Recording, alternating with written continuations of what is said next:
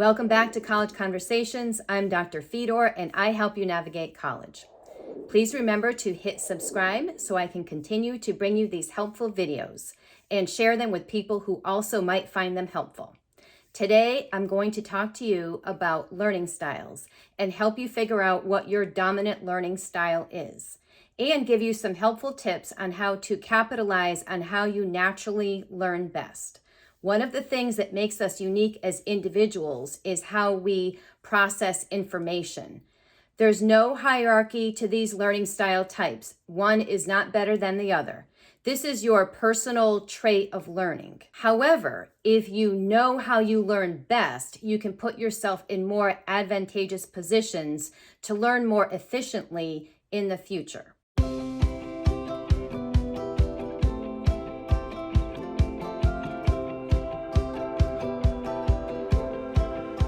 The three main learning styles are visual, auditory, and kinesthetic/tactile. Historically, the dominant learning style has always been visual, which 70% of the people were visual learners. Then 20% of the people were auditory learners. Then the last 10% of the people were kinesthetic learners. Nowadays, when I give the learning style assessment to my students, the majority of the students are kinesthetic tactile learners. My personal theory is that because the students have grown up with smartphones, and for the past decade, really, every time somebody needs to learn a new app, it requires you to be adept with your hands and fingers. And I believe that that's why the tactile learners have increased percentage-wise. One of the learning styles assessments is www.learningstylesquiz.com. Another assessment is www.vark-learn.com. That assessment includes reading and writing also in their assessment.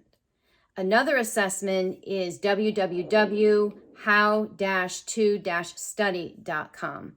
All of these learning assessments basically do the same thing. They ask you a series of questions, and then at the end, they give you your dominant learning style.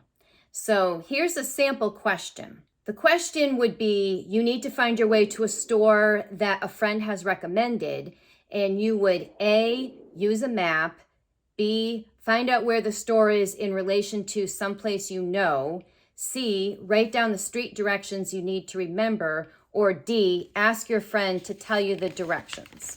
So answer a series of questions similar to that, choosing A, B, C, or D, and then at the end, the self-assessment will tell you what your preferred learning style is. Once you find out what your preferred learning style is, you can concentrate on learning and using those tools that will help you get better results with your learning. Visual learners learn best with the help of visuals, obviously, with charts, graphs, diagrams.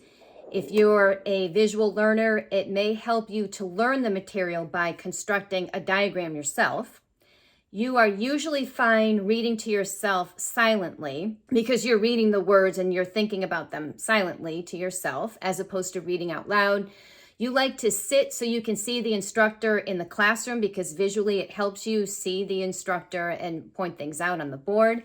If you're learning math, it may help you to draw a box with each of the steps for the math sequence and then arrows connecting the box. Those are all tips for visual learners. Auditory learners are particularly aided by hearing lectures. So it's not so important that they sit close to the teacher. As long as they can hear everything, they're good. Listening to recordings, having discussions with other people really helps auditory learners, debating the material, and having the opportunity to speak out loud about the topic. They may be the ones to volunteer to review the material with others or give an oral report because it helps them. It also helps auditory learners when they record their own notes and they hear their own voice talking about the notes and they play that back to themselves to study. Kinesthetic or tactile learners are in their element when they're building things, constructing things, assembling models, deconstructing things, and then putting them back together. All of those things help kinesthetic or tactile learners. They're very good at working with their hands. They naturally remember how to cook something, how to fix something, and in general, how to physically do something with steps. It helps kinesthetic learners to create something, act in role plays where they're moving around, or make a diagram or a physical model of the concept that they're trying to learn. It's not uncommon for students to be equally dominant in more than one learning style. Becoming aware that you even have a learning style is important for you for now and in the years to come. Please give a comment below and let me know what your dominant learning style is. I want to keep track of this. If you use one of the tips, let me know how it worked out for you. Please remember to hit subscribe and share this with other students who might find them useful. And remember to keep learning.